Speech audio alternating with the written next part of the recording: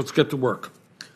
Let me begin by thanking Ranking Member Graham and the other members of this committee for being with us this morning. Some will be here, some will be virtual. And I also want to thank the many witnesses who will be with us today remotely because of the pandemic. Today, we are going to be discussing an issue that, in my view, is of enormous consequence, both morally and economically, but it is an issue that gets far too little discussion, and that is the crisis of income and wealth inequality in our country. The simple truth is that today in America, the very, very rich are getting much richer, while tens of millions of working-class Americans are struggling to put food on the table and take care of their basic needs. This morning, we are going to learn why it is that the middle class in our country, once the envy of the world, the whole world looked to the United States and saw a growing and strong middle class, but why it is that that great middle class has been in decline for decade after decade after decade, while at the same time there has been a massive transfer of wealth from working families to the top 1%, an issue that needs to be discussed. We're going to be talking about why it is that during this horrific pandemic, 63% of our workers have been living paycheck to paycheck, worried that if somebody in the family gets sick or the car breaks down, they will be thrown into financial desperation because they don't have the money to pay those bills. Meanwhile, same exact time, 660 billionaires, richest people in America, have become $1.3 trillion richer. So during the pandemic, millions of people are struggling, put food on the table, handful of billionaires are becoming much richer. We're going to talk about the obscenity of the 50 wealthiest Americans now owning more wealth than the bottom half of our society. 50 people, half of our people, 160 million people. While at the same time, over 90 million Americans are uninsured, have no health insurance, or are underinsured, can't afford to go to a doctor when they get sick. Is that the America that we want? I don't think so. We'll be asking about how it happens that the top 1/10 of 1% now owns more wealth than the bottom 90%. 1/10 of 1% more wealth than the bottom 90%. And two individuals, Bezos and Musk, now own more wealth than the bottom 40%. And meanwhile, we're looking at more hunger in America than at any time in decades. Incredibly, if income inequality had remained the same as it was in 1975, the average worker in America would be making $42,000 more today than he or she is earning. Instead, as the number of billionaires explodes, the average worker in America is now making $32 a week less than he or she made 48 years ago after adjusting for inflation. So you got a huge explosion in technology, worker productivity, average worker today making less in real dollars than they did 48 years ago. And today we're going to be talking about what it means morally and economically when one person in this country, the wealthiest person in the world, Jeff Bezos, has become $77 billion richer during this horrific pandemic while denying hundreds of thousands of workers who work at Amazon paid sick leave and hazard pay. As you may know, I asked Mr. Bezos to testify at this hearing. He declined my invitation, and that's too bad, because if he was with us this morning, I would ask him the following question, and that is, Mr. Bezos, you are worth $182 billion. That's a B. 182 billion. You're the wealthiest person in the world. Why are you doing everything in your power to stop your workers in Bessemer, Alabama, from joining a union so that they can negotiate for better wages, better benefits, and better working conditions. While Mr. Bezos would not be with us today to answer those questions, we are going to hear from Jennifer Bates, an Amazon worker in Bessemer, Alabama, who will tell us what it's like to work for one of the most profitable corporations in America and why she and her co-workers are trying to form a union there. But let's be clear, Amazon and Jeff Bezos are not alone. The American people are increasingly disgusted with the corporate greed they are experiencing every single day. They're sick and tired of corporate CEOs who now make 320 times more than their average employees, while at the same time give themselves big bonuses, all kinds of golden parachutes, and yet they cut back on the health care that their workers have. They want corporations to invest in workers, in decent wages, benefits, and working conditions, not just higher dividends, stock buybacks, and outrageous compensation packages for their executives. And that is why I am introducing legislation today to impose an income inequality tax on corporations that pay their CEOs over 50 times more than their average workers. It has always been true, of course, that CEOs make more than their employees. But what has been going on in recent years is absurd. In 1965, CEOs of large corporations made just 20 times as much as their average workers. Today, those CEOs now make over 300 times, and in some cases, over 1,000 times more than their average workers. That is absurd, that is wrong, and that has got to change. Now, when we talk about the need to protect the working class in this country and to address the crisis of income and wealth inequality, there is an enormous amount of work that Congress has got to undertake. We need to raise that minimum wage to a living wage. Nobody who works 40 hours a week should live in poverty, and that living wage should be at least $15 an hour. We need to make it easier for workers to join unions, not harder. The massive increase in wealth and income inequality today can be directly linked to the decline in union membership in America. We need to create millions of good-paying jobs, rebuilding our crumbling infrastructure, our roads, bridges, wastewater plants, sewers, culverts, building the affordable housing that our people need. We need to transform our energy system away from fossil fuel. And when we fight to protect our kids and this planet from climate change, we also create millions of good-paying jobs. We need to guarantee and do what every other major country on earth does, and that is to guarantee health care to all people as a human right. Health care is a human right, not a privilege.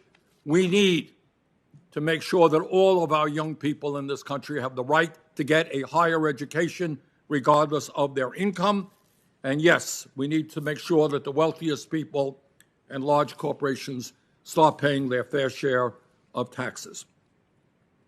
Now, I know that my Republican colleagues have a different view. I suspect that Senator Graham will disagree with one or two things that I've said, may be wrong about that.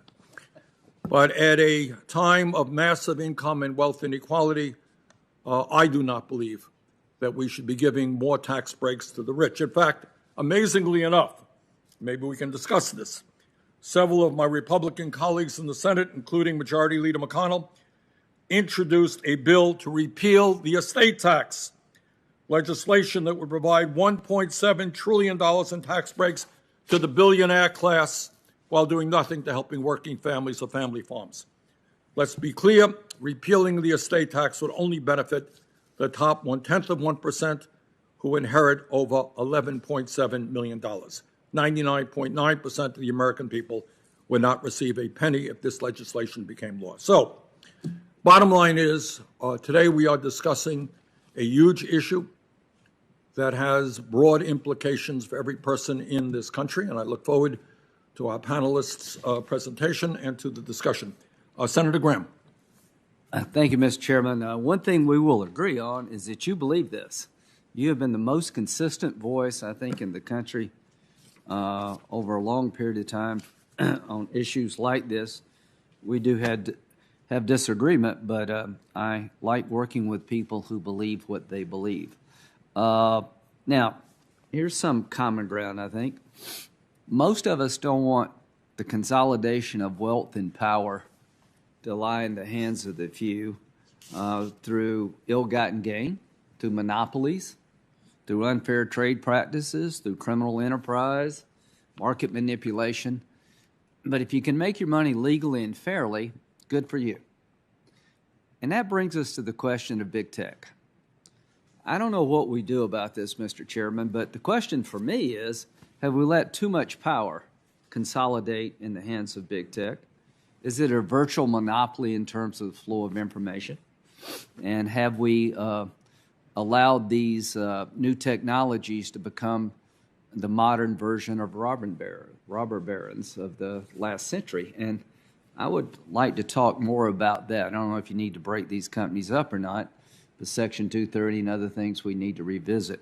But generally speaking, it's been a capitalist nation and hope it remains so, with regulation to prevent environmental abuse and make sure people play by the rules.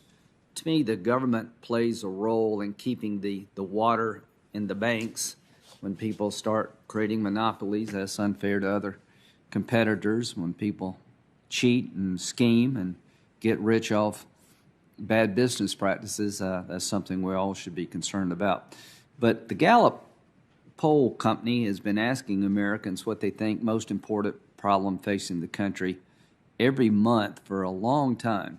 In the latest survey, 26% said it was the coronavirus. Just 1% said it was the gap between rich and poor. Now, how can that be? I actually believe that. I believe that most Americans don't spend their time wondering about how to take from somebody else. They're wondering about how do I get ahead. And they're looking for opportunity, and they should be demanding that opportunity. One thing that I think we can start focusing on is how do you lift people up who've been in poverty? How do you present better opportunity?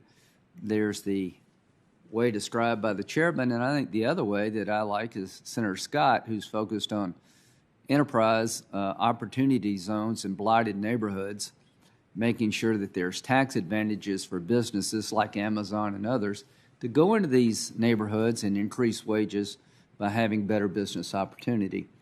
But all of us have one thing in common here on this committee. We had good educations. And if you want to level the playing field for America, make sure that every kid, regardless of zip code, has an adequate opportunity to be well educated. And I believe in public school systems. I'm a product of it. But the question becomes, what happens when a public school fails time and time again? What are the things that we can do to level that playing field?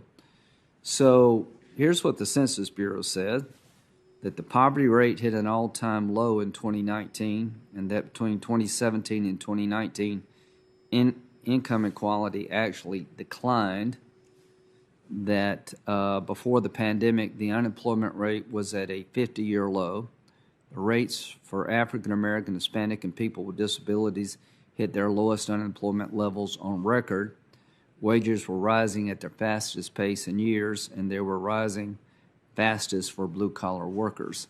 So there's two different models being suggested here, and I think the model that we're suggesting is that accumulation of wealth through monopolies and other unfair trade practices or manipulation of markets or criminal enterprises. We should all be against that. But like Bill Gates, you invented something a lot of people want. Amazon, they found a way to get you products that you want. The problem, Mr. Chairman, is online shopping may put brick and mortar businesses out. So one of the things that I've been focused on is making sure that sales taxes are collected from online vendors like a brick and mortar business like my family had, because that would create a tax advantage for online businesses. So I want a level playing field in terms of regulation and taxes and educational opportunity. And I think that's the role of the government, not picking who gets this and who gets that. And what is too much money. I think if the government gets in that business, it will do more harm than good. But I'm looking forward to working with you on this and many other issues. And quite frankly, I'm enjoying this committee because we're talking about things that matter. So thank you. Senator Graham, thanks very much. Now we're going to go to our witnesses, and we have some great witnesses this morning, and I thank all of them for their willingness to be with us. First, we have Robert Reich. Many of you will remember that Bob Reich is the former Labor Secretary, Secretary of Labor under President Clinton, and to my view, one of the great secretaries of labor this country has ever had. Professor Reich is the author of numerous books, including The System, Who Rigged It, How We Fix It, and is currently a professor of public policy at the University of California, Berkeley. Professor Reich, thank you so much for being with us this morning. Well, thank you very much, Mr. Chairman, and members of the committee.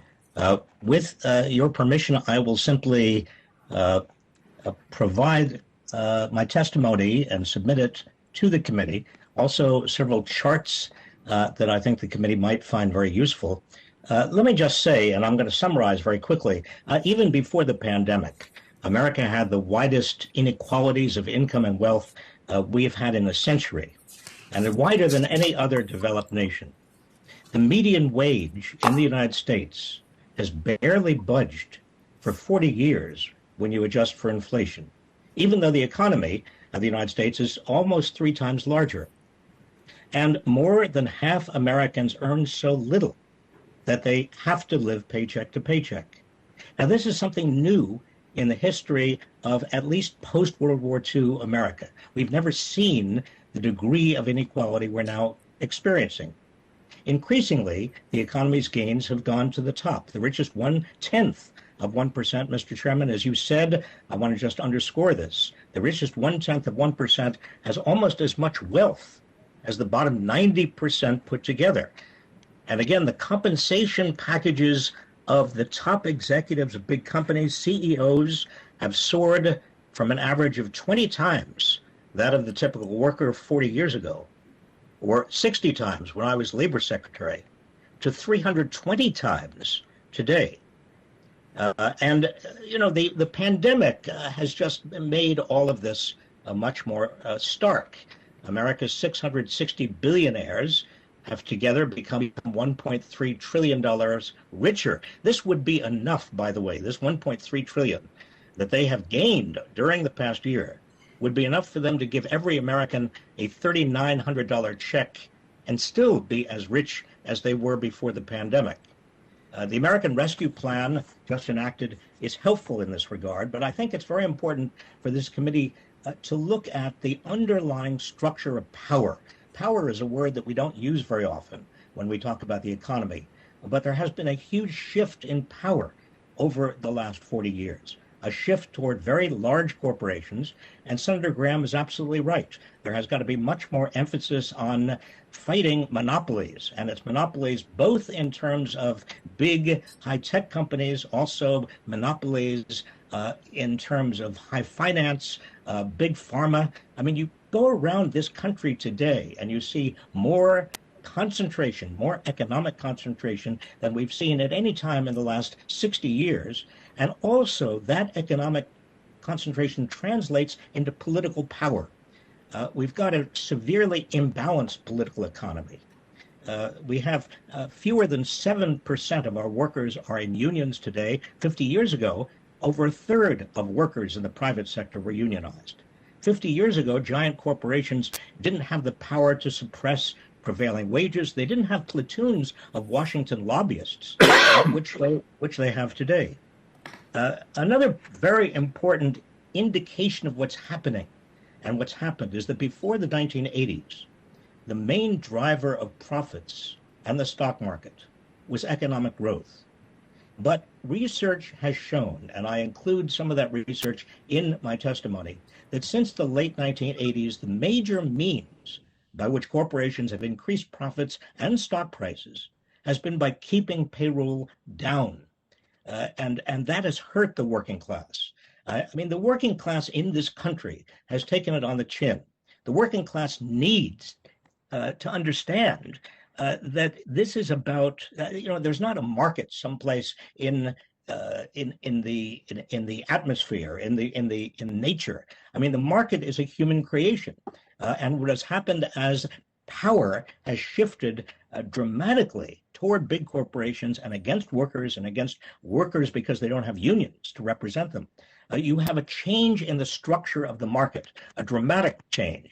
And to rebalance the economy, it is necessary to provide more vigorous use of antitrust, substantially higher taxes on growing accumulations of income and wealth at the top, stronger labor protections to enable workers to join together to gain higher wages and benefits, and also greater restrictions on the use of private and corporate wealth to influence political decisions. I have much more to say, but I just want to, and I'm eagerly await your questions, Mr. Chairman and members of the committee. Mr. Secretary, thank you very much. Our second witness is Sarah Anderson, a Director of Global Economy Project at the Institute for Policy Studies. Ms. Anderson has studied income and wealth inequality for years and is a well-known expert on executive compensation. Ms. Anderson, thanks so much for being with us. Thank you. Thank you very much for this opportunity. I am Sarah Anderson with the Institute for Policy Studies, and I've been researching inequality for more than 25 years, concentrating on what might be the single most dramatic driver of that inequality, the growing gap between CEO and worker pay. This is a systemic problem in corporate America. In 1980, the average gap between big company CEOs and typical worker pay was 42-1. Over the past 20 years, that gap has averaged about 350-1. This growing pay divide is also a driver of gender and racial disparities. Nearly 90% of Fortune 500 CEOs are white men, while women and people of color are disproportionately a large share of low-wage workers. But we all pay a price for this executive excess. Back in 2008, executives chasing huge bonuses crashed our economy, leaving millions homeless and without jobs. In the wake of that disaster, Senator John McCain and many other lawmakers called for a $400,000 cap on pay at all companies receiving taxpayer assistance. But corporations and Wall Street banks not only blocked that proposal, they designed compensation packages to help executives rebound more quickly than ordinary Americans. Today, we're living through a period of even greater national suffering, and a period when frontline workers have proved how essential they are to our economy and our health. And yet, once again, many corporate leaders are focused on bending the rules to protect massive CEO paychecks. Let me give you a few examples. At Coca-Cola, none of the top executives met their bonus targets last year, but the board gave them all bonuses anyway. The CEO wound up with $18 million in total compensation, over 1,600 times as much as the company's typical worker pay. Or look at Carnival. Remember how they stranded their employees on their cruise ships for months without pay? Meanwhile, the board gave the CEO a special retention and incentive award that lifted his overall pay to more than $13 million, a 22% increase over 2019. At Tyson Foods, 12,000 frontline workers contracted COVID last year, but that didn't stop the board from giving executive stock grants to make up for the fact that they hadn't met their bonus targets. One of these executives was company chair John Tyson, who was hardly in dire need. He's seen his personal wealth increase 62% during the pandemic to $2.4 billion. Research by my Institute for Policy Studies colleagues and Americans for Tax Fairness shows that the combined wealth of all 660 US billionaires has soared by 1.3 trillion during the pandemic. Many of them, of course, owe their fortunes to their years as CEOs. Now, corporate executives didn't cause the pandemic in the direct way that executives' reckless behavior led to the 2008 crash. But many CEOs did make working families much more vulnerable to the current crisis by outsourcing jobs and turning millions of the jobs that remained into low-wage, part-time work without benefits. We can and must do better as a nation than to accept a business model that creates prosperity for the few and precarity for the many. This isn't just bad for workers, it's also bad for business. Research shows that having these extreme gaps undermines morale, which lowers productivity. In this time of crisis, we also must seek common ground, and we have common ground when it comes to CEO pay. In fact, a Stanford survey found that 52% of Republican voters actually want to cap CEO pay relative to worker pay. I'll end with a few policy solutions that are far more moderate than what a majority of Republicans support. First, the Tax Excessive CEO Pay Act. This would increase taxes on corporations with huge gaps between CEO and worker pay. And this would create an incentive to both rein in pay at the top and lift up worker wages, all while generating an estimated $150 billion in revenue over 10 years. Companies that have small gaps, less than 50 to 1, they wouldn't owe one more dime under this proposal. Another way to generate revenue while curbing executive excess would be through a financial transaction tax. This would curb the short-term speculation that has inflated Wall Street executive bonuses while doing nothing for Main Street. We could also leverage the power of the public purse by giving corporations with narrow gaps a leg up in government contracting. Corporate boards have shown us, after the financial crash and during the pandemic, that we can't rely on them to do the right thing when it comes to CEO pay. This is a problem that affects all of us, and we need responsible policy solutions. Thank you very much. I look forward to your questions. Ms. Anderson, thank you very much. Next, our next panelist is Jennifer Bates. Ms. Bates is an Amazon worker at the Bessemer, Alabama Fulfillment Center. She and her co-workers are trying to form a union in Amazon with the Retail, Wholesale, and Department Store Union. I invited both Ms. Bates and Amazon founder and executive chairman Jeff Bezos. I'm very happy Ms. Bates agreed to testify, unlike Mr. Bezos. Ms. Bates, thank you very much for being with us. Thank you, Chairman Sanders, ranking members Graham, and members of committee. Thank you for the opportunity to testify today. Amazon brags it pays workers above the minimum wage. What they don't tell you is what those jobs are really like.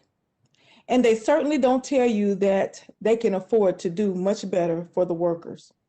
Working at Amazon warehouse is no easy thing. The shifts are long, the pace is super fast, you are constantly being watched and monitored. They seem to think you are another machine.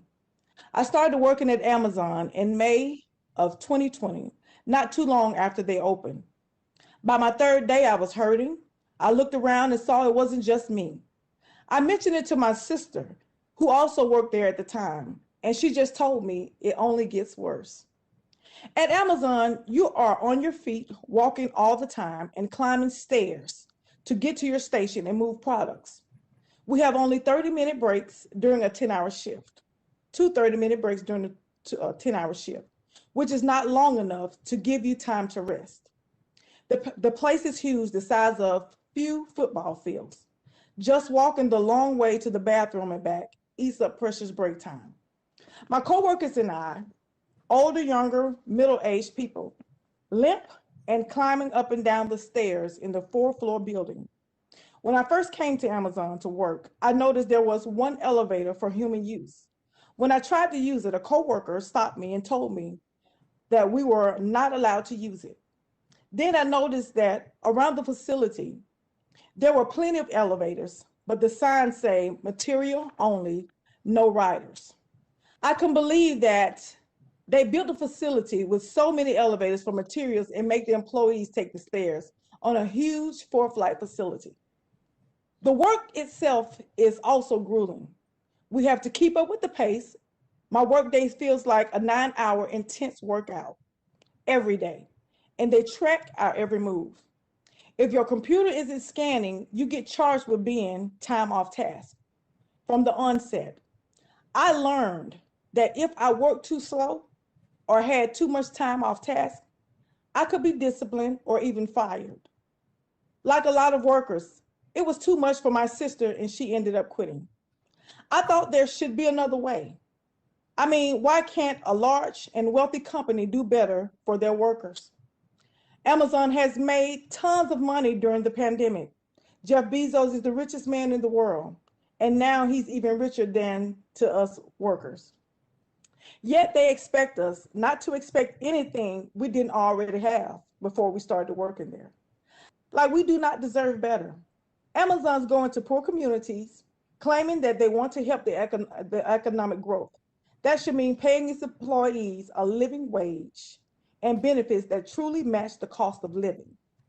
And ensure workers work in safe and healthy conditions because we are not robots designed to only live to work. We work to live.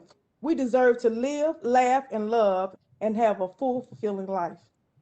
We, the workers, deserve to be treated with dignity and respect and deserve to be given the same commitment that we give to the job every day we go in.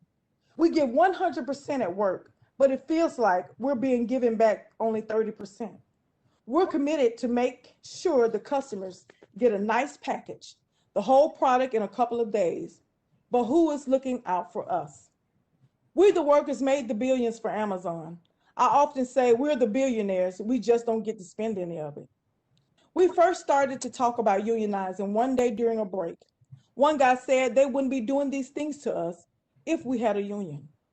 People were upset about the breaks being too short and not have enough time to rest, about being humiliated by having to go through random security checks, going to our breaks to make sure we're not stealing merchandise and then not even giving us the time back that for our breaks. Others didn't like that they never actually spoke to a manager. They just got messages on an app or by a text. It's also so impersonal and at times just plain weird. And then there's the issue of job security. People are concerned about people getting fired for no real reason and not being given the opportunity to speak to anybody at Amazon about it. They deny us good working conditions and claim we should be happy with what we have, and then go around spending millions to tell us we don't need a union. As soon as Amazon found out about the union, they started going hard trying to stop the union drive. We were forced into what they call union education meetings. We had no choice but to attend them, not given an opportunity to decline. They would last for as much as an hour, and we'd have to go sometimes several times a week. The company would just hammer on different reasons why the union was bad for us, and we had to listen. If someone spoke up and disagreed with what the company was saying, they would just shut the meeting down and told people to go back to work, then follow up with us on one-on-one meetings on the floor. A lot of what was said in those meetings was untrue, like telling people they'd lose their benefits if they joined the union. It was upsetting to see some of the younger people who were really on board with the union get confused about what was being said in the meetings. All around the plant, Amazon had put up anti-union signs and messages. They sent messages to workers' phones. They even had signs posted in the bathroom stalls. No place was also off limits. No place seemed safe. Despite all that, or maybe because of it, we continue to organize and build support for the union. We do it because we hope with the union we will finally have a level playing field. We hope we will be able to talk to someone at HR without being dismissed. We hope that we will be able to rest more, that there will be change in the facility to make some of the stress off our bodies. We're hoping we get a living wage, not just Amazon's minimum wage, and be able to provide better for our families. We hope that they will start to hear us and see us and treat us like human beings. It's frustrating that all we want is to make Amazon a better place to work. Yet Amazon is acting like they are under attack. Maybe if they spent less time and money trying to stop the union, they would hear what we are saying. And maybe they would create a company that's as good for workers in our community as it is for the shareholders and executives. Thank you for giving me the time to share my story. Ms. Bates, thank you very much. Our next witness is John Letieri, who is President and CEO of Economic Innovation Group. Prior to his work at the Economic Innovation Group, Mr. Letieri was the Vice President of Public Policy and Government Affairs for a leading business association, the Organization for International Investment. Mr. Letieri, thank you very much for being with us. Thank you, Chairman Sanders, Ranking Member Graham, and members of the committee. I appreciate the privilege of testifying today on the challenge of inequality in the United States. I believe there are many ways for Congress to work on a bipartisan basis to tackle economic inequality and support the needs of low-income and disadvantaged people. I discussed several such areas in my written testimony, including promoting economic dynamism and worker mobility by banning the use of non-compete agreements, pursuing an aggressive policy of full employment to boost wages and labor force participation for workers at the bottom, and enacting a bold, place-based policy agenda to support struggling regions and distressed communities. But in the interest of time, I want to focus my opening comments this morning on a fourth issue, helping low and moderate income Americans build wealth through long-term retirement savings. The U.S. economy is the world's most powerful engine of wealth creation and prosperity. But in spite of this, the lack of wealth at the bottom remains a troubling and persistent fact of life. The numbers are startling. The median net worth for the bottom 25% of American families is a mere $310. The bottom 50% of families own less than 2% of total U.S. wealth. One of the central reasons for the persistent lack of wealth at the bottom is the lack of adequate retirement savings among low-income families. The median retirement savings balance for the bottom 50% of American families is $0. For comparison, the median for families in the top 10% is $610,000. Now, the problem here is not that affluent Americans are doing well at saving, but rather that current policy is so poorly designed to support those most in need of building wealth. And the reason here is simple. Retirement savings policy mostly relies upon deductions from taxable income that are of little use to Americans in the bottom 50% of the income distribution, most of whom pay little to no federal income tax to begin with. So as a result, a person making $20,000 a year and contributing the maximum gets nothing from federal and state tax incentives, while a person earning $200,000 gets over $7,000 in federal and state aid. In other words, those who need help building wealth are the ones most excluded by current policy. Deeply uneven participation in retirement savings also perpetuates the racial wealth gap. Only 35% of Hispanic families and only 41% of Black families hold any retirement account savings, compared to 68% of white families. Among those that do have at least some retirement savings, the median white family holds more than double that of the median Hispanic family and the median Black family. So what can be done? A number of noteworthy proposals, including from members of this committee, have been put forward in recent years to address the dearth of retirement savings among low-income workers. But there's one option that is both elegant in its simplicity and transformative in its potential benefits, and it will be familiar to every member of Congress. And that is to make all low and moderate income workers eligible for a program modeled after the federal thrift savings plan,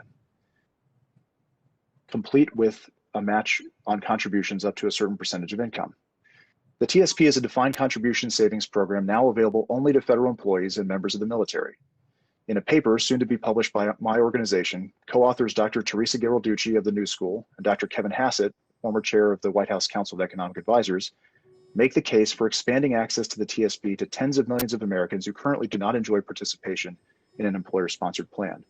They argue that the design of the TSP makes it an ideal model for helping low and moderate income workers build wealth, ensure a comfortable retirement, and grow a nest egg that can be passed on to future generations. The TSP is an incredibly well-designed program.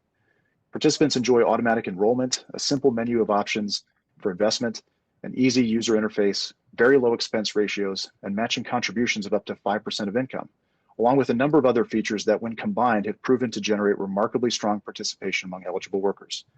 The beauty of the TSP is that it is a proven and carefully studied model that performs exceedingly well for the very traditionally marginalized workers that have largely been neglected by U.S. retirement policy.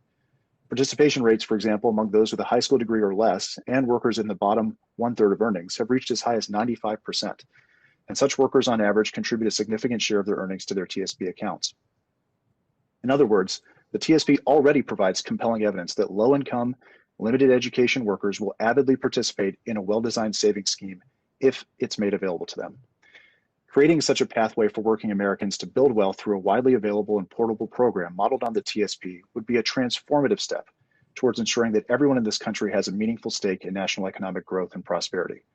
Such a program would be in addition to, not in place of, Social Security, filling the gap in current policy to support tens of millions of workers, including part-time and gig workers, who are most in need of additional support. And early estimates suggest that the enormous social and economic benefits generated by this policy could be achieved at relatively little cost, as the forthcoming paper and subsequent analyses will demonstrate. Boosting incomes, wealth, and well-being for those at the bottom is a worthy policy goal that should be tackled from a number of complementary directions. And I believe this is one of the most important. Thank you, and I look forward to taking your questions. Mr. Letieri, thank you very much for your presentation. Our last witness is Scott Winship, Director of Poverty Studies at the American Enterprise Institute. Before joining AEI, Dr. Winship served as the Executive Director of the Joint Economic Committee. Mr. Winship, thank you very much for being with us. Thank you, Mr. Chairman. Chairman Sanders, Ranking Member Graham, and members of the committee, thank you for inviting me to appear today to discuss inequality in the United States. Policymakers confront difficult decisions prioritizing challenges facing the nation. Obviously, to the extent that some issue merits being designated a crisis, it should command the highest levels of attention. But income and wealth inequality do not constitute a crisis.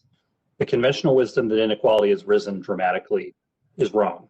Based on influential research, it turns out to have suffered from mismeasurement problems. Even if inequality had risen by as much as is often claimed, over the same period, middle-class incomes have risen significantly and are at all-time highs. Poverty has fallen sharply and is at an all-time low. Other sets of problems deserve more of our attention.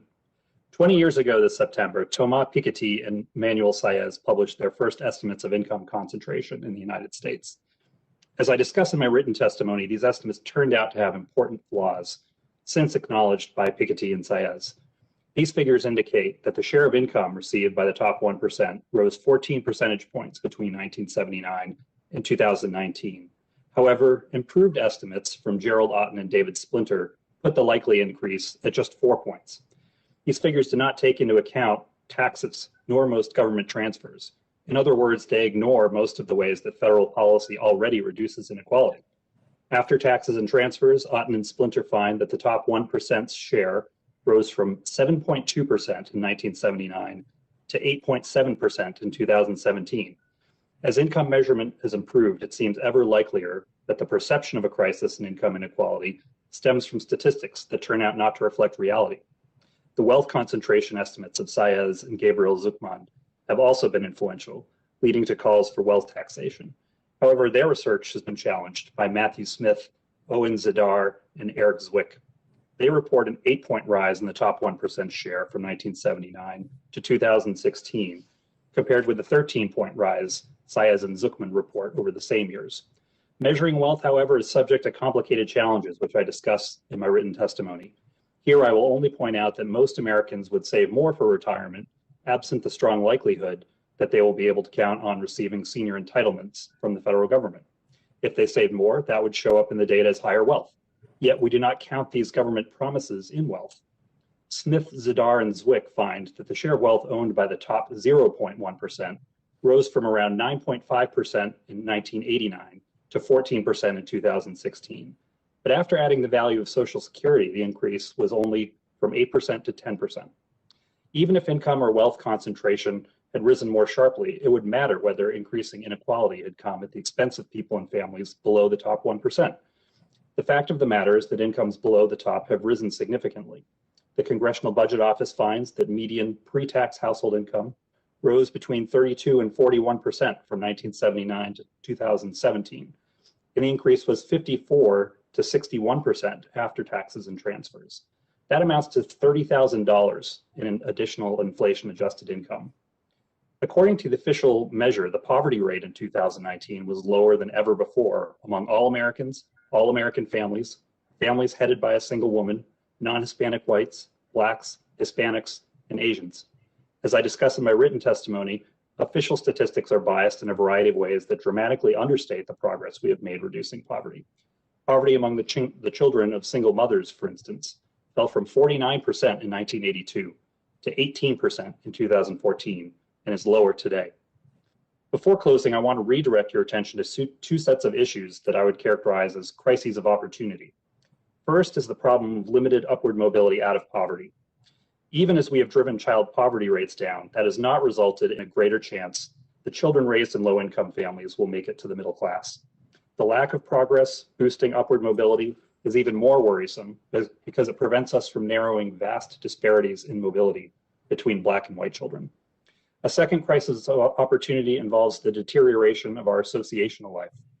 Relative to 40 or 50 years ago, Americans marry less often, live further from family members in adulthood, do fewer things together with their neighbors, attend religious services less often, join fewer groups, and spend less time with coworkers outside the workplace. Economic residential segregation has worsened, trust in institutions has diminished. Single parenthood has increased, along with non-marital birth rates and divorce. Since these problems predate the increase in inequality and have occurred as poverty rates have fallen, addressing them is likely to require different kinds of policies that would be considered if the goal were to reduce inequality or poverty. Indeed, many policies that would reduce inequality or short-term poverty might be counterproductive in terms of increasing upward mobility or reversing declines in associational life. Policymakers should take care in labeling some economic or social challenge a crisis.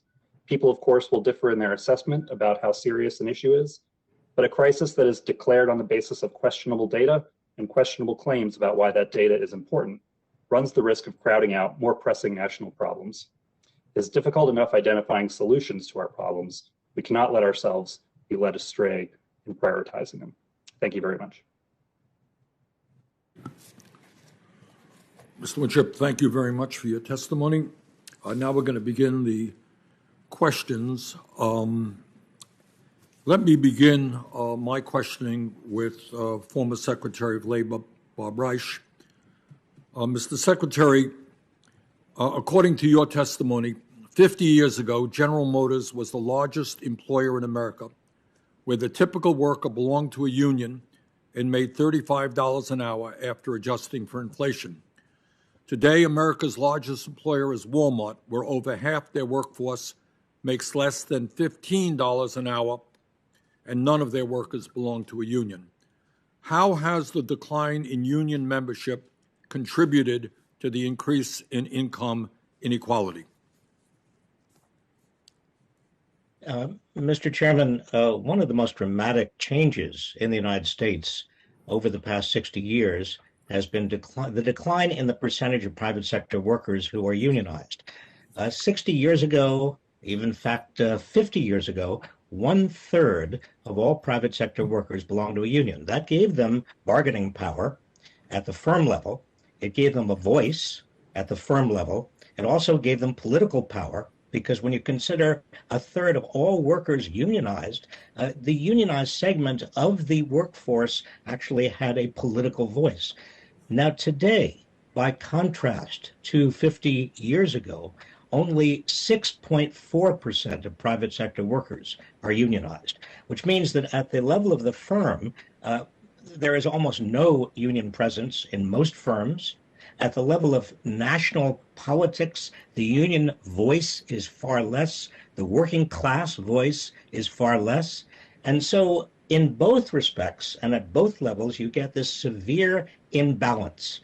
In the 1950s, we talked about the countervailing power represented by American labor unions, countervailing to the great power of American corporations. Countervailing power is now gone. There is almost no countervailing power left.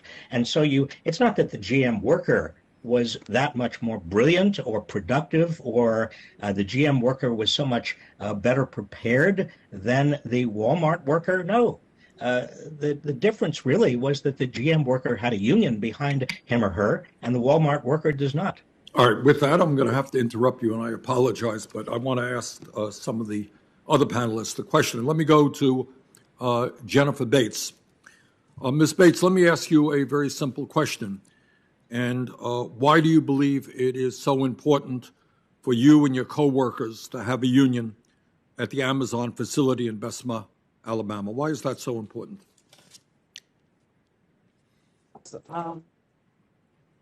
It's important because we need an equal playing field. For so long, people have been walking away from jobs because of the disrespect, inequality. And nobody has actually stood up to say, you know what, it's time for someone to be held accountable for what they're doing. Amazon has a sign that sits outside and says, if you see something, say something. So we decided to stand up and say something. We need better work conditions. We need better wage for living. We need job security. So it's important for us that the union come in so that Amazon will have the opportunity then to sit down and talk to us and with us to get these issues resolved. Okay. Thank you very, very much. Let me ask Ms. Anderson a question. Ms. Anderson, according to your testimony, in 1980, CEOs of large corporations made about 42 times more than their average worker. Today, CEOs now make over 300 times more than their average worker. Very briefly, how did that happen? Well, it didn't happen because CEOs just got a whole lot smarter during that time period. On the worker end, it's happened because wages have stagnated as unions have declined, as we've already discussed. On the CEO pay end, it's happened because stock-based pay has come to dominate CEO pay packages. And the argument there was that shifting to stock-based pay would ensure pay for performance. And that has really turned into a joke. Study after study shows there's no connection between CEO pay levels and their performance. And one of the most obvious examples was after the 2008 financial crash, when companies gave boatloads of new stock options to their executives when the market was at bottom. And very quickly, those stock options ballooned in value as a result of a taxpayer-fueled recovery, not because of any brilliant executive performance. Okay. Well, thank you very much, and my time has expired. Senator Graham. Thank you, Mr. Chairman. Let's start with Secretary Reich. What should... Yeah, can you hear me? Hello? I can hear you perfectly fine, Senator. Okay, thank you, Mr. Secretary. What should the top individual tax rate be, in your view? Well, under President Eisenhower, Dwight Eisenhower, you may recall, the top rate. Well, before my time. Was 90. Okay. I'm sorry. The top marginal rate was 91%. The top effective rate was about 43%. I don't think we need to go back to the Eisenhower years. He was a great president in many respects, but I think that we do need to substantially increase the top marginal rate from what it is today. And it's not just on income. I mean, just generally speaking, what would that look like? I mean, you don't have to give me an exact number.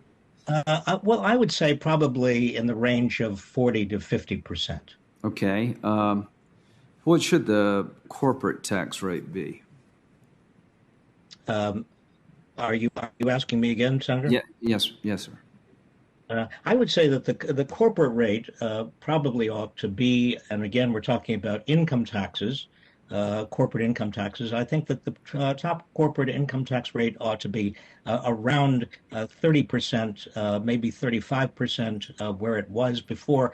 But the question with corporate taxes is always interesting, because that's the real underlying question is who ultimately pays.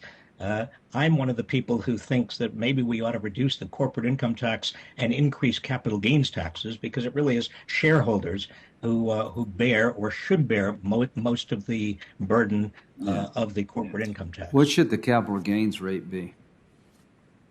I think the capital gains rate should be probably around 25 or 28%. That would be my best guess. Warren Buffett obviously thinks that there ought to be a minimum 30% income tax, and that would be including capital gains. I think he may be right. Okay. Do you support school choice for neighborhoods who have poor performing public schools? Again, if you're asking me, Senator, I support school choice in the sense that I think that poor performing schools do need to be held accountable. The real question is what the choice is. I think that any organization, whether it's a charter school or a public school, ought to be in the position of offering a good education. And I've offered a proposal years ago. Nobody supported it except Jeb Bush. Governor Jeb Bush liked this idea, which was a voucher that would be inversely related to family income. Well, that's very, very helpful. Thank you. Mr. Letieri, are you there? I am. Okay. Do you support school choice for poor performing schools for parents to have a choice? Senator Graham, it's an important question, but it falls outside of the scope of my organization's work. So I'm happy to offer you my personal opinion, but I just want to make it clear it's not an issue that we've studied in EIG. That's okay. About the tax rates that I've just talked about, what's your view on tax rates? I think the question about where tax rates should be set is a complicated one because it depends on what other aspects of the code are a factor. So if deductions and exemptions, right? Exactly. So I think what we know about the corporate tax rate, for example, is that the would you support US, would you support a flat tax? No. Okay. Do you support tax reform to eliminate some deductions and exemptions? Yes. Okay. As a general matter, I think a simpler tax code is good. A progressive tax code is good. And so I think if that's what you mean by tax reform, then the answer is yes. Yeah. So my point here is if you wanted to improve the life of the average American worker, at what point does regulation and taxation on business trickle down to the inability to get good paying jobs in a growing economy? How much does tax and regulation impact the American economy and the ability of people to participate in it at a higher level? Well, I think one of the things that's often misunderstood is that complexity is a subsidy to larger incumbent stakeholders. So the more complex an economy is, the more complex the regulatory system or the tax code is, the more likely it is to be gamed by those at the top, and the more likely it is to disadvantage those at the bottom. So as policymakers think about these questions, which are important, I think the implicit barrier to entry that's created by complexity is something that you should keep in mind because it's something that certainly plays into the theme of robust competition and holding larger stakeholders to account through competition. Yeah. One last question. Do you worry that if our tax rates are out of line on the corporate side with the rest of the world, that will incentivize American companies maybe to leave? I think certainly that tax rates can be a disincentive. It's not the only factor that companies consider when they're looking at locational decisions. Trade policy, for example, plays a large role. But certainly, if the U.S. were to get way out of whack with the OECD average, I think that would be a problem. Okay. Senator Graham, thank you. Senator Whitehouse. Thank you, Chairman. My questions are for Mr. Reich. First of all, thank you for your testimony and your graphs. You document unprecedented income inequality in this country, basically since the Gilded Age, which on its own is a problem. But the question I want to raise with you is, what do the New Age robber barons do with that money, the 1% billionaires? We know that some of them start big, famous foundations, and they do charitable work, and good for them. But some of them set up faux foundations and fund fake think tanks and go to work in politics from hiding. Many of them are billionaires who made their billions in the fossil fuel industry. And the operation that they run with their billions can actually best be compared, in my view, to hostile covert operations like intelligence services run. And so the question is, what happens when income inequality at virtually unprecedented levels spawns political inequality? What happens when you have a quietly ruling political class that is hiding behind dark money outlets to control political parties, to control public debate, to control elections through sponsored think tanks, through captive paid-for media outlets, and through dark money-funded super PACs and independent expenditure political operations. Could you comment on, there's that old line in TV advertising, but wait, there's more. Can you comment on the but wait, there's more of the political inequality that the political hidden use of all this massive fortune that they've aggregated is brought to bear? Yes, Senator, and this is really one of the most important negative consequences of wide inequality and the degree of inequality we have in the United States today. That is, people at the top who are sitting on top of huge amounts of assets can and do use a lot of that money to influence political decisions, not only at the federal level, but also at the state and local level, that in turn increases their wealth. It's a vicious cycle. We see, for example, Amazon in Seattle has spent a great deal of money on city council elections. Amazon around the country is large enough that it can actually have an auction in which it extorts money from states and cities around the country for where its second headquarters is going to be. Dark money is proliferating around the country, as is our corporate public relations efforts to change public attitudes in a direction that a corporation may want. The whole role of money in our system and the overwhelming dominance of money from big corporations as well as from very wealthy individuals polluting American politics is one of the worst aspects of inequality. And as the great Louis Brandeis, the justice, once said, we have a choice in this country. We can either have a great deal of money in the hands of a few people, or we can have a democracy, but we can't have both. So what happens to citizenship and to the citizenry when a citizen can't tell who the actor is on the political stage? When the ad doesn't say, hi, I'm Exxon and I approve this message, I'm Koch Industries or Charles Koch and I approve this message. Instead, it says, behind some phony front group, Americans for Peace and Puppies and Prosperity approve this message. And you go and look up Americans for Peace and Puppies and Prosperity, and it's a mail drop. What is the citizen left with? Well, the citizen is left with no ability to sift through the messages that that citizen receives as to their veracity and reliability. Motive sometimes matters, doesn't it?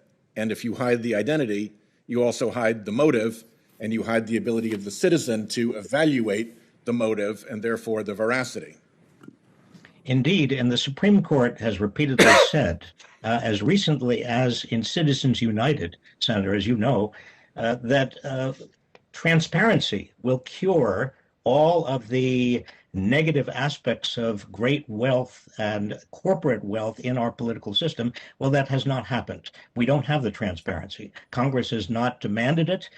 And a lot of dark money and dark money groups and 501c4 groups make it impossible for the citizens to know who is actually providing what message. And I'll conclude by pointing out that a great number of them are in the Supreme Court right now trying to undo that transparency part of the Supreme Court's Citizens United holding. Thank you, Secretary Reich. Thank you, Chairman. Senator Toomey. Thank you, Mr. Chairman, and thanks for holding this hearing, the title of which is The Income and Wealth Inequality Crisis in America. And I think we ought to start with asking ourselves, is this really a crisis? Is that the way we should think about especially the most recent trends in income and wealth inequality? I want to start with a chart that Mr. Reich has provided us.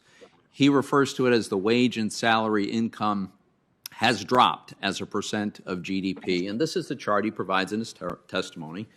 And, if you look at it, it does look like, that's a declining trend, right? It was kind of pronounced since 2000. You could argue it goes back further. But, it looks like sure looks like it's declining. But what's really interesting is that Mr. Reich chose not to provide all the data that's available. He cuts off the data in 2018. The data for 2019 and 2020 are available. And so let's take a look at what the picture looks like if you include all the available data. If you include all the available data, what you notice is it's the same graph, except we've got this very significant uptick. In fact, it's an upward trend from 2011, clearly an upward trend. In fact, in 2018 and 2019, the upward trend, now, mind you, what we're talking about here is wages and salaries as a percentage of our total economy. The upward trend that's been underway for 10 years now was accelerating in 2018, 2019, further in 2020. So should we consider that we're in a crisis of income inequality when the situation has been trending better for 10 years and most recently at an accelerating pace? Take a look. We've recaptured back where we were in 2003. I think when you've got more data available, you really ought to use it. Let's take a look at another chart that we have here. This is from the Atlanta Fed. And it compares wage growth for the lowest 25% of wage earners to the wage growth of the highest 25% of earners. Now, the lowest 25% of earners is in blue, and the highest 25% of earners is in this gold color.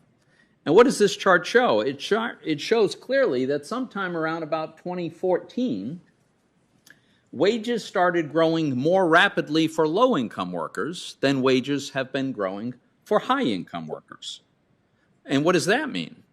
That means the income gap is getting narrower, right? If higher income people's raises are occurring at a lower pace than low income raises, then the income differential is narrowing. And that's exactly what's happening. And once again, not only is that happening, but it's happening at an accelerating pace because you see the gap by which low income earners are outperforming high income earners in terms of their wage growth. That gap has widened. So again, does an acceleration at the rate at which lower income earners are gaining ground relative to high income workers, when that's happening and accelerating, should we think of that as a crisis? Really? And the reason I'm concerned, well, let's go to one more chart here. We've got another one. It's provided by the St. Louis Fed, and it's from the data itself comes from the U.S. Bureau of Labor Statistics. And this is a depiction of average hourly earnings of production and non-supervisory employees. So these are not managers, they're not executives. And what's happening is wages have been rising, and you know, prior to 2015, not at a very spectacular pace, that's for sure, but it's certainly been accelerating to the point where in recent years, these wage gains have been well above the rate of inflation. So my point is, this is very good news. I know some would like to suggest that we have a crisis so as to justify various socialistic policies and even more redistribution of wealth. But the fact is, the income gap has been narrowing, and it's been narrowing at an accelerating pace. A quick word about the wealth gap. You know, one of the ironies of this is a big source of the increase in the wealth gap has been the inflated value of financial assets. And why have financial assets gone up so much in value? Well, a big part of it, I think, is ultra easy money by the Federal Reserve. Our Democratic colleagues have long been huge advocates of ultra easy money by the Federal Reserve. Well, you should be careful what you wish for, because this is one of the consequences. But even here, there is good news. And the good news is that while investing in financial assets used to be the domain of just the wealthy, that is increasingly becoming an activity of middle income and even people of modest means. In 1989, fewer than 1/3 of American households owned stocks. In 2019, a majority, almost 53% of American households own stocks. This is going to help narrow the wealth gap, and I see I have consumed my time. Thank you for indulging me, Mr. Chairman. Thank you, Senator. Senator Van Hollen should be with us on video. Thank you. Thank you, Mr. Chairman and Ranking Member and all our witnesses for your testimony. We have seen another explosion in terms of the gaps between CEO compensation and the compensation that they provide to their workers. And that is why I joined Senator Sanders in introducing the bill we did today.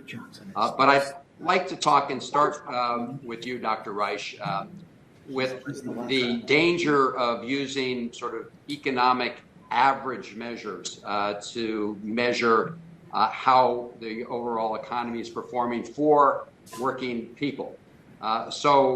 For example, if Jeff Bezos had moved to Baltimore City last year, you would have seen a tripling of the per capita income in Baltimore City. The current per capita income in Baltimore City is roughly $53,000. If Jeff Bezos moved there last year, would have more than tripled that to roughly $175,000 per person. And of course, the situation of any individual in Baltimore City would not have changed at all. And so looking from the outside of those averages, you would say, wow, what's going on in Baltimore City? Huge increase in economic activity. Can you talk about why we really need to be drilling down on different economic measures in order to gauge the success of our policies for most Americans?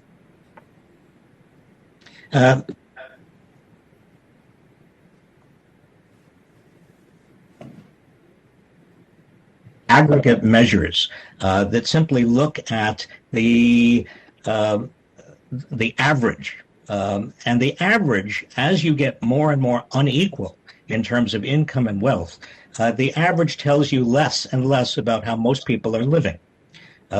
Even the median, which is half above, half below, gives you more information, but still doesn't tell you what you need to know about what's happening to the bottom half.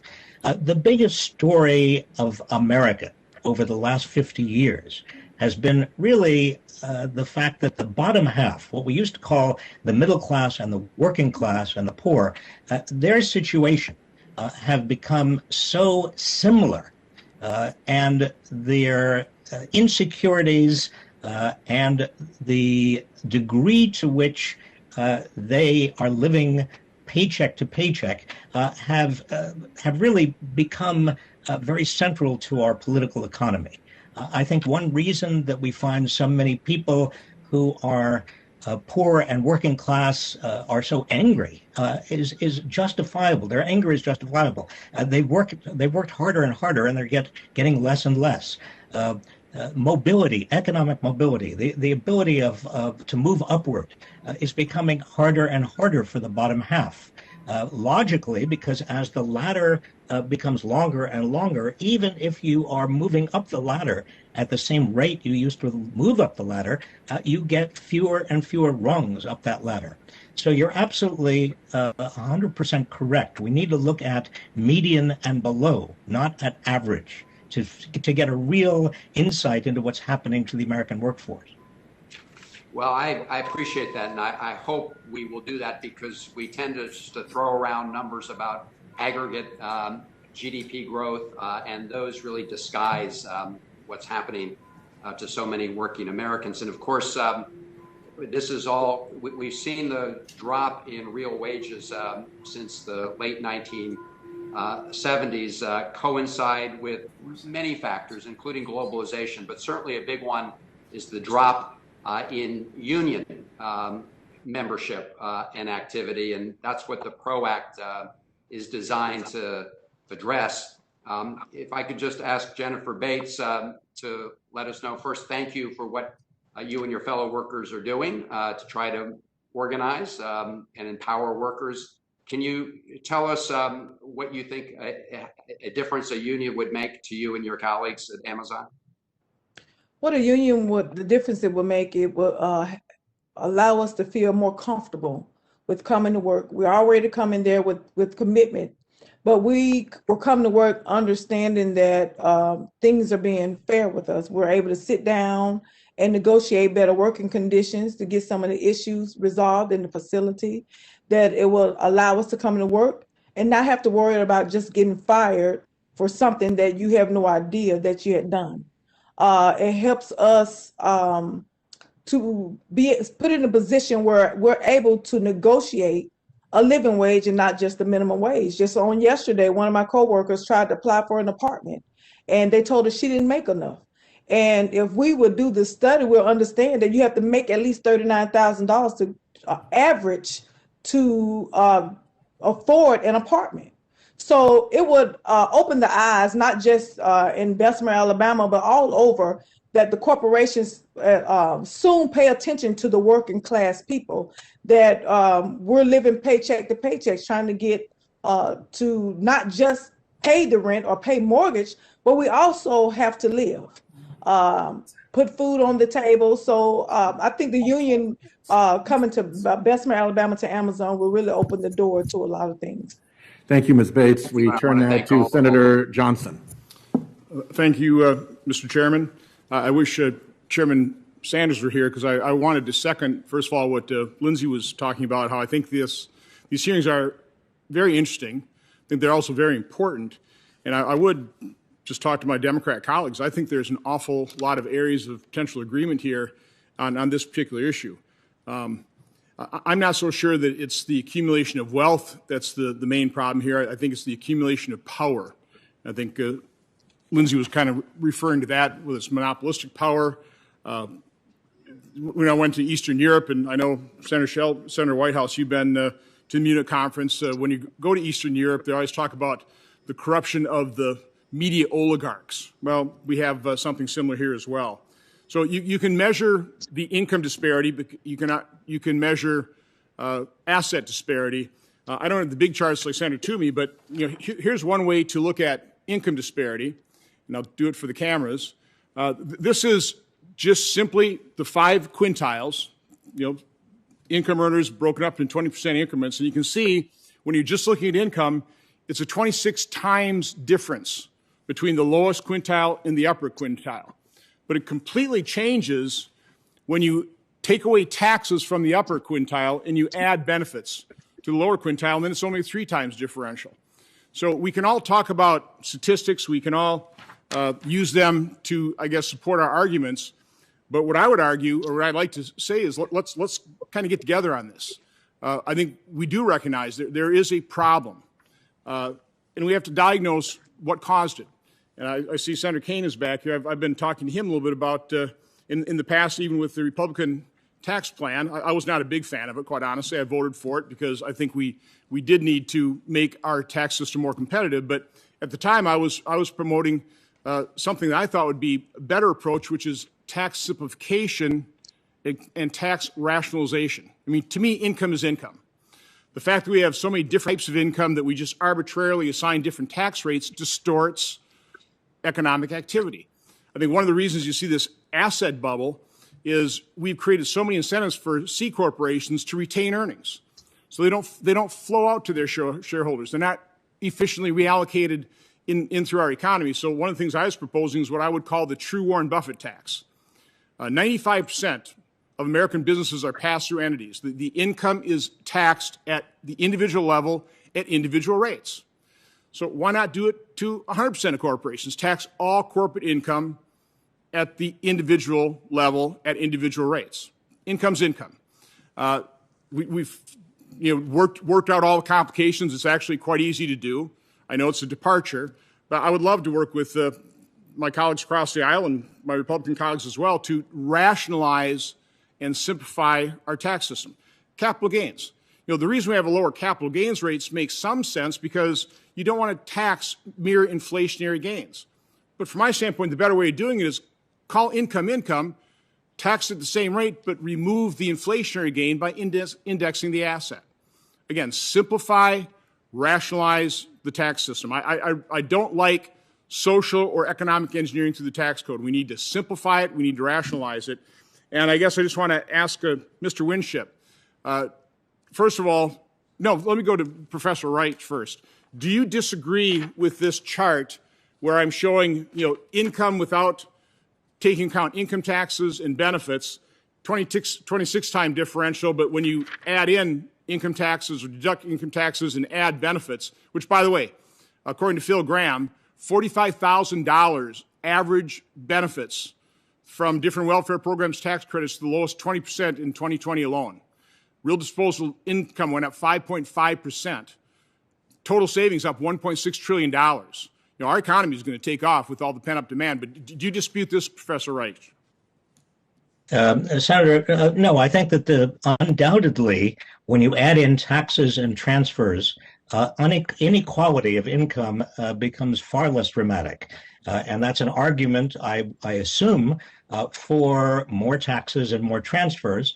But also, let me just stress that wealth inequality is not really touched by that. And one of the biggest problems we have in this country in terms of everything from political influence to the distortions that occur when great wealth is transferred from family to family, from generation to generation, has to do with wealth inequality and not only income inequality. Thank you, Secretary Reich. It's Senator Kane's time now. Thank you, Chair and fellow colleagues. And Senator Johnson, the income is income, something I really believe in too, so there may be some profitable discussions there. I have a chart with me that I hope might be visible behind me depending upon the camera angle. It's not right now. I wonder, thank you for that. And this chart is an interesting chart because I think it shows the different values of the two parties right now, but it also shows potentially a different economic philosophy that we can operate a real-time experiment on. So this takes a look at how the benefits in the Trump 2017 tax cut, the Tax Cut and Jobs Act, were allocated among the 5 economic quintiles of the American public. And then it also shows how the benefits of the American Rescue Plan, passed in February by Democrats, were allocated among the American public. And if you look at the chart, what you see is a couple of things. The quintile of the American public that was most benefited by the Trump tax cut was the top quintile. The quintile benefited by the Democratic American Rescue Plan was the lowest quintile. 65% of the benefit in the Trump tax cut went to the top quintile, whereas more than 65% of the benefit in the American Rescue Plan went to the bottom 3 quintiles. The Democratic Recovery Plan was relatively even in distribution of benefits across the first 4 quintiles of American income, whereas you see a dramatic unweighting and a lack of evenness in the Republican Tax Cut and Jobs Act. Given that the Republican tax plan was passed with unanimous Republican support and no Democratic support, and the American Rescue Plan was passed with unanimous Democratic support and no Republican support, I think these two plans are a really interesting window into the values of the two parties. And the price tags of both plans were essentially the same. The tax cut plan was about $1.9 trillion. The American Rescue Plan was about $1.75 or $1.8 trillion. So I think this is a great chart, and the coincidence of which bars are blue and which bars are red is not a coincidence. But I think it's a great chart to show the different philosophies in the two parties as to how you want to allocate benefits if the government does something like this that's supposed to be a stimulus in nature. The Democratic proposal is to spread it more evenly with a little bit more focus on the lowest earning Americans. The Republican philosophy is to concentrate benefits at the top. But what I'm interested in, and this is the question I would like to pose to the panelists, is in addition to expressing the values of the parties, I also think we're now going to set up a really interesting 2-year study of what the effect of these what the effect of this legislation is on the American economy. So the Republican tax cut was done in December of 2017, and you could run a 2-year experiment, December 2017 to December 2019. You wouldn't want to get too much into 2020 because COVID is what economists would say is an exogenous shock. So you run a 2-year study, and then you run a 2-year study on the American Rescue Plan from February of 2021 until February of 2023. And what you do, and I would encourage maybe some of my academic friends on this to do this, is look at every economic data point you think is significant. Family income, employment, poverty rates among adults and children, stock market, business startup activity, GDP, wealth inequality, deficit. You pick the economic measure, and for the Tax Cut and Jobs Act, you start in December 2017 and you look at how it affected the economy for 2 years. And for the American Rescue Plan, you start in February of 2021 and you look how it affected the economy in the next 2 years. And I think you'll see not only what the values of the parties are, but I think you'll also see which economic philosophy actually produces more good for American society.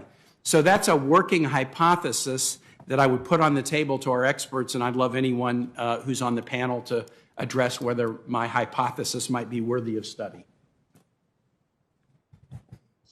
Well, perhaps I could jump in. This is Sarah Anderson from the Institute for Policy Studies, and I really appreciate your call for more analysis of the impacts of these policies on inequality and the whole range of income levels. I would perhaps suggest an additional indicator for you to look at. No one today has yet mentioned the Federal Reserve figure from 2019 that found that 40% of Americans could not afford a $400 emergency, meaning they were just one medical problem or car breakdown away from financial ruin. And I think that's one of the most powerful indicators that really gets at how it's not just about wages, it's about the cost of living. And for so many Americans, the cost of housing and healthcare have just skyrocketed. And it's a very concrete way of looking at how that affects people's level of economic security at a time when we have a growing number of billionaires at the top. So thank you. I'm over my time, but I might love to hear answers from some of the other witnesses. For the record, I am. Why don't we're waiting for Senator Braun, who is on his way here. So in the spirit of equivalence, why don't we have Senator Johnson ask a question, have Senator Kaine ask a question, and then go, oh, here's Senator Braun, saving the day, coming in just in the nick of time for his time. So I will recognize Senator Braun. If you want to take a moment to get yourself squared away, we can. Okay, very good. And Chairman Sanders is back from the vote, so he can resume the gavel.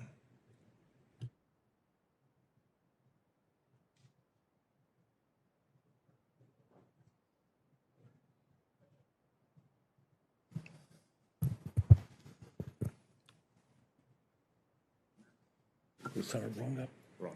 Senator Braun. Thank you, Mr. Chair. So listening to the opening remarks, I've got this to say when it comes to what happens with minimum wage, what happens with income inequality. I think both are valid issues. When it comes to how you tackle it, the difference between Main Street USA, small businesses, family-owned, even mid-sized businesses, it's a lot different than, in my opinion, public corporations where you've got a different dynamic at play. When you look at income inequality, you got to be careful because the opposite of that ends up where you get a central government too overbearing. That's not worked anywhere where it's occurred. And when you look at how did we get into the pickle that we've gotten into currently, I think a lot has to do with many of the major sectors of our economy. And I'd cite healthcare, for instance. You're dominated by a system that has no transparency, has no competition, has barriers to entry, and doesn't have an engaged consumer. The hallmark of what makes markets work. So I think when you hear discussions of, well, Amazon is paying $15 an hour, to me, for a huge corporation, it's got the wherewithal, probably should be more than that. When you look at wage across the country, I think that something needs to be done with the minimum wage, but then you need to look at it from a regional point of view. You don't want to disrupt places like Indiana where it's working because you've got a great business climate. You've also got a low cost of living. So if you do anything with minimum wage, it ought to be done to where you regionalize it. Places like New York City, San Francisco, Seattle probably should be over 20 bucks an hour because their cost of living is so high. But when you go to the extreme of what's been talked about here, I think you end up maybe hurting in the long run if you try to bring the federal government in as someone that tries to moderate the situation, other than maybe making sure that markets are free and unfettered and that they're competitive. And sadly, when you look at many of the places where public companies and corporations rule, you do not have that. So the other thing is, when you look at the structural deficits that we run in this country of close to $1 trillion a year, my first question, if he's still on, would be for Mr. Reich, that how do you, without upsetting an economy that I think was working fairly decently, you were raising wages the old-fashioned way, pre-COVID, how do you bridge a structural deficit when it's mostly associated with programs like Social Security,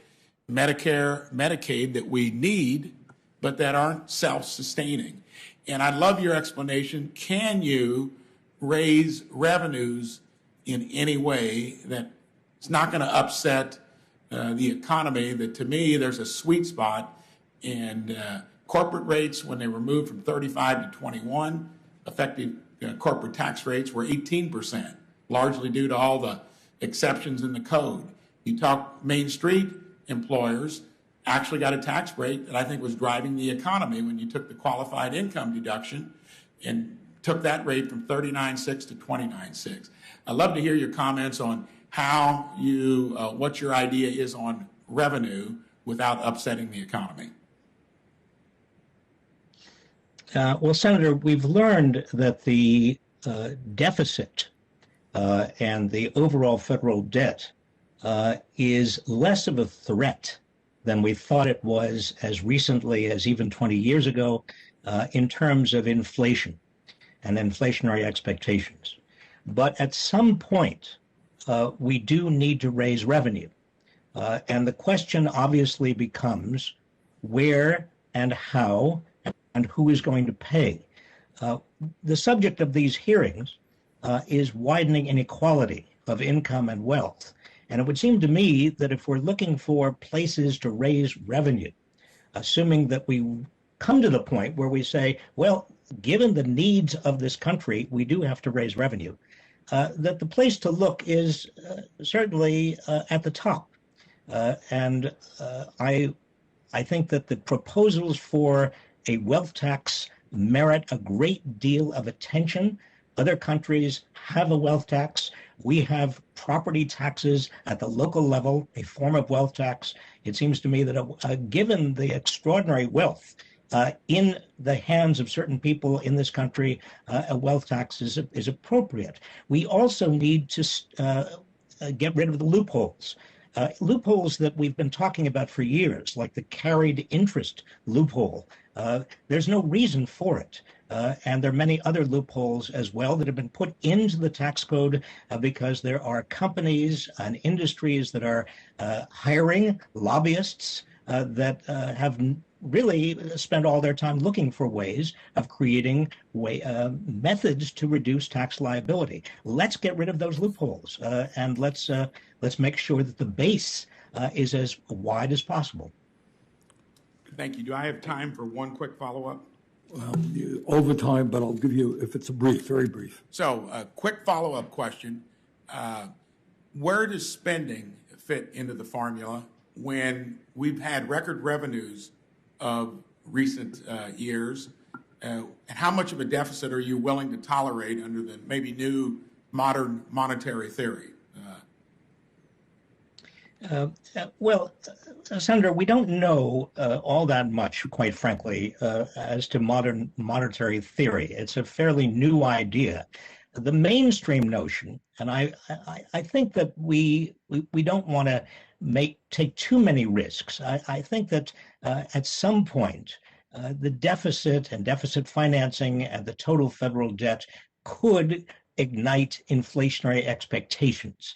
And that's why we do have to get serious about raising revenue. The easiest place to raise revenue, as I just said, is from people who are very wealthy. It has the least dampening effect on the economy. Right now, however, when there is so much underutilized capacity in terms of 9.5 million Americans who have lost their jobs, 4 million Americans who have dropped out of the wage labor force altogether, something in the order of 15 million Americans who are working part-time who'd rather be working full-time. Given all of this underutilized capacity, right now we do need to spend in order to stimulate the economy. I don't think there's any question about that, and there's a great deal of consensus about that with regard to the mainstream. Thank you. Okay, thank you very much. I believe our last questioner is Senator Lujan. Senator? Chair Sanders, thank you so very much, and thanks to you and to Ranking Member Graham for today's hearing. And I look forward to having a conversation about the importance of unions to our democracy, our republic, and to working Americans. Mr. Chair, my family raised me to understand that our communities are stronger when workers are protected and empowered. My grandfather was a union carpenter. My dad was a union iron worker in Local 495. My mom worked for the local public school district. My brother's IBW, and my nephew just was accepted into an apprenticeship program with IBW. I believe that everybody in America should have the same opportunity that my grandfather, father, siblings, and nephew have had to work hard, to build real economic security, and to pass something better onto your children and grandchildren. Those are the values I grew up learning, and those are the values that I continue to fight for today. The testimony we heard today from our witnesses includes a number of striking statistics, and that's where my questions will begin. Mr. Letieri, how much wealth does the bottom 50% of families own? Senator, that would be 2%. And Ms. Anderson, what is the current pay gap between corporate CEOs and the average workers? Over 300 to 1. And Mr. Reich, how much of its value has the minimum wage lost to inflation since it was last raised in 2009? Just about 10%. And Mr. Reich, how much has union membership fallen over the past half century? From 32% of private sector workers down to 6.4% of private sector workers today. So down about 33% since 1950. Right. Mr. Reich, yes or no, would you agree that these statistics and increased inequality are correlated with the decline in union membership? I think they are directly correlated. In fact, if you look at the rise of unions in terms of the percentage of Americans in the private sector who are unionized, and then the decline of unions, you see that the peak years of unionization were from 1940 to 1978, and those were exactly the years when we had the greatest degree of equality in this country in terms of income and wealth spread much more equitably than today. And Ms. Bates, I very much appreciate having you here today. And I want to make sure that I give you some time to answer this question. And it's similar to a question that you were asked earlier. So my question, Ms. Bates, is what would having the opportunity to join a union mean to you and to your coworkers? What having a union will mean to me and my coworkers is that our voices are being amplified. That will give us an even playing field. We'll be able to negotiate better pay wages, which means it's a living wage and not just the minimum wage that Amazon voices. What it would mean is that we will have job security, that people won't get fired for mundane things or be afraid that they're going to get fired for doing something that they had no idea of doing. Will bring us respect, and it'll bring us a sense of empowerment that when we stand, that we continue to believe that we are valued. Bring the value and commitment that we bring into the jobs, that we receive the same thing. So having a union to amplify what we are saying, it will bring us a sense of security, and not just at the Amazon investment, but all over the country. Ms. Bates, all I have to say to that is amen. I want to thank you for being here today. Well, I appreciate the expertise of the panelists and the witnesses, and especially the expertise that I've benefited from the work that he has done as a Secretary of Labor, but all of his advocacy and Secretary Reich. Your testimony today has been very compelling. And I just want to say thank you so much for coming today. And again, to the chair and to the ranking member for bringing us together. And with that, Chair Sanders, I yield back. Well, thank you very much, Senator. I'm not sure if we are going to have another senator or not join us, but let me wrap up this hearing by thanking all of the panelists and all the senators who participated. The issue that we are dealing with today, income and wealth inequality, is an issue that has to be addressed and is an issue that will determine what kind of nation we wish to become. We are the wealthiest nation in the history of the world, but the truth is that half of our people are living paycheck to paycheck. Many millions of people are working for starvation wages. And as a result of the pandemic, people are wondering how they're going to feed their kids, how they're going to avoid eviction, how they're going to go to the doctor when they or another family member gets sick. Clearly, I think our goal is to create a nation where the economy works for all people and not just the very few. But that's, in fact, where we are right now. And as I think some of the discussion this morning has been about, is that it's not only the absurdity of two people in America owning more wealth than the bottom half of the country, it is the kind of power that the people on top have to hire lobbyists here in Washington to influence legislative decisions, to own media, to make campaign contributions. There is a reason why the rich get richer and so many other people are becoming poorer. And that is not just economic decisions, but those are political decisions as well. And too often those decisions are influenced by the people who have the money. So this is an issue. I think this was an excellent hearing, and I thank all of our panelists for participating. And we look forward to pursuing this issue in the months to come. Thank you all very much, and this hearing is ended.